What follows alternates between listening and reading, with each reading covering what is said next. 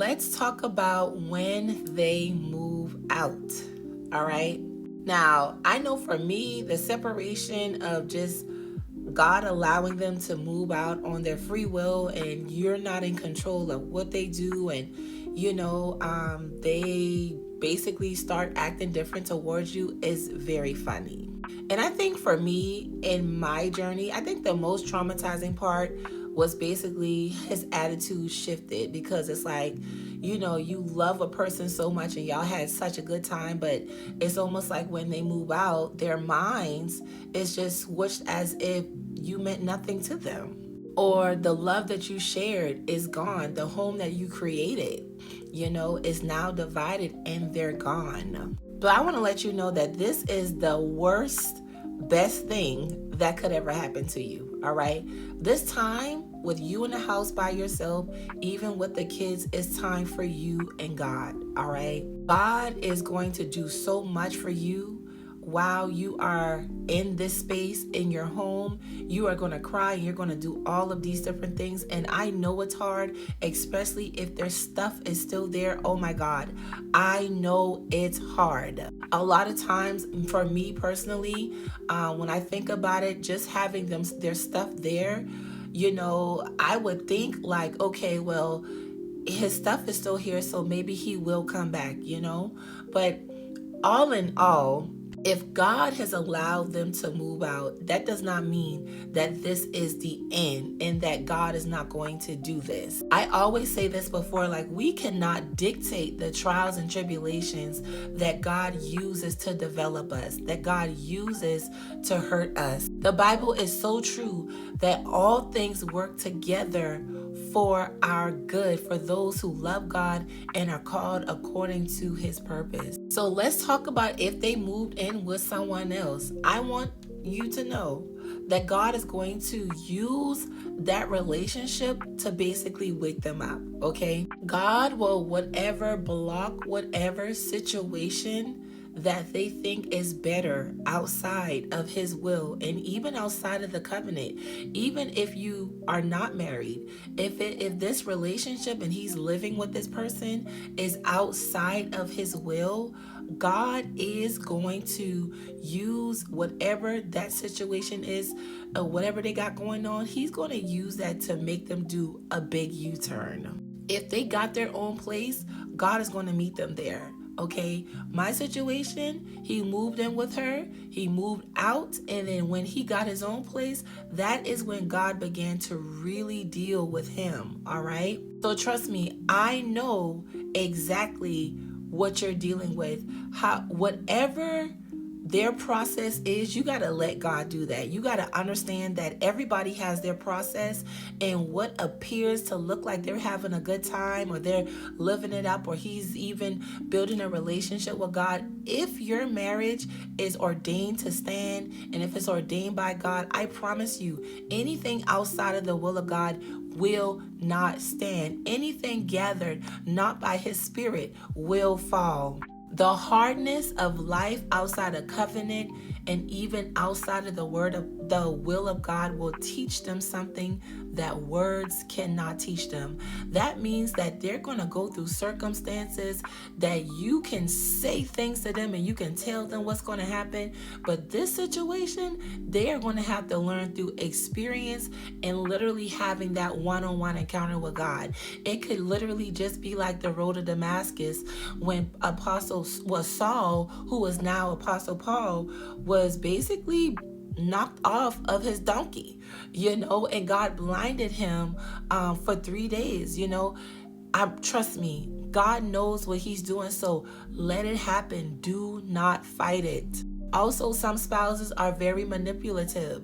If he has made a decision to leave you and leave the home, then you can still have boundaries. You do not have to give him access to you. He cannot have you and the other person. If he wants to go and live with the other woman, your communication with him needs to be very limited. It is very much okay if y'all only talk about the children, all right?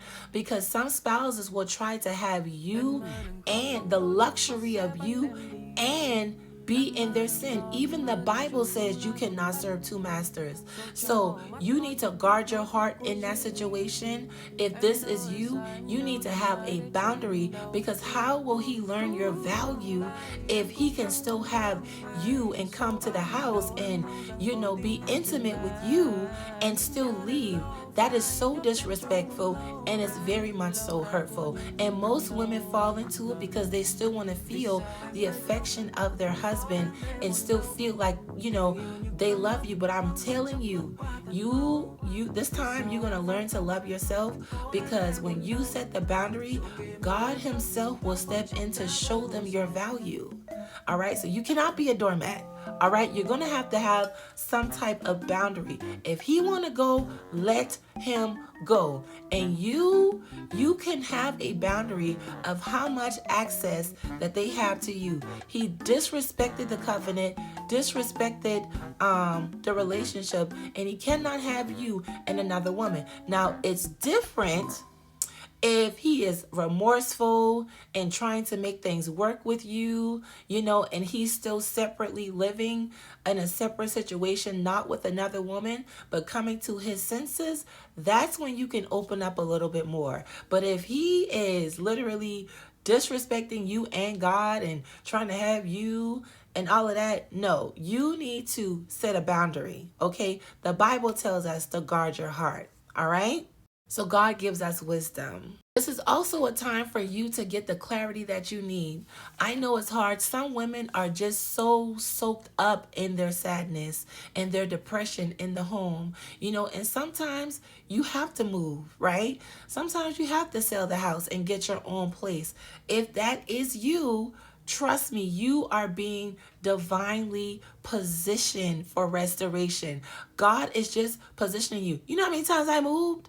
And each and every time I moved, it was elevation in my relationship with God. I literally lived with God, and I learned the love of God through the absence of my spouse, okay? So I know all about living by yourself and while they doing whatever they want to do.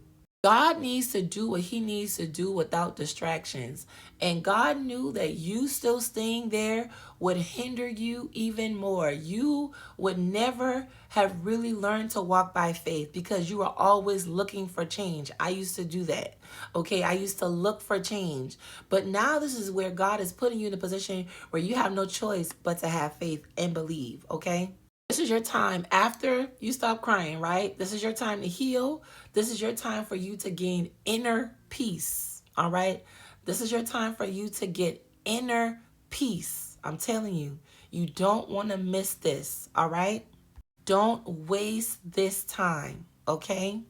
Don't try to use manipulation. Don't try to ask them when you're coming back, because they're coming back by the power of God, all right? So don't beg them to come back. I know it's hard. I did it, okay? When he tried to leave, I literally blocked him. I blocked the door. Yes, I sure did. And when I blocked the door, he was saying, Raven, move. And I refused, okay? And I remember something just came on me and said, Raven, let him go. And that was the hardest thing that I had to go through. So everything I'm talking about, I know how you feel, okay? And I pray that this video just gave you a little encouragement. Just know that God is positioning you for the return, all right? And go through the process. Do not fight the process.